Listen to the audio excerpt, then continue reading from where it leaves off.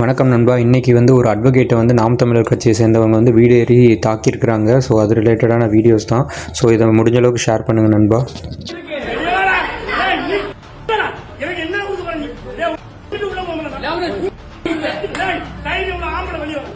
ஆயுதங்களுடன் advocate Alton நெல்சனின் வீடு புகுந்து தாக்கிய என்டிகேவினர்.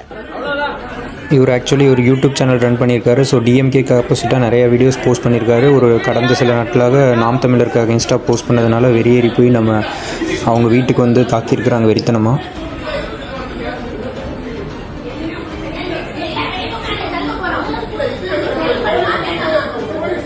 டிஎம்கே கிட்டேயே காசு வாங்கியிருக்கியா என்று தாறுமாறாக தாக்கிய உருக்குலைக்கும் காட்சிகள்.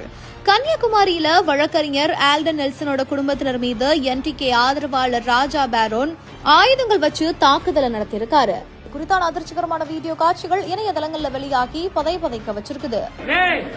இத்தனை நாள் திமுக பேசின ஒரு பயம் வரல, ஆனா நாம் உள்ள ரவுடி பயம் எல்லாம் வந்துட்டான்.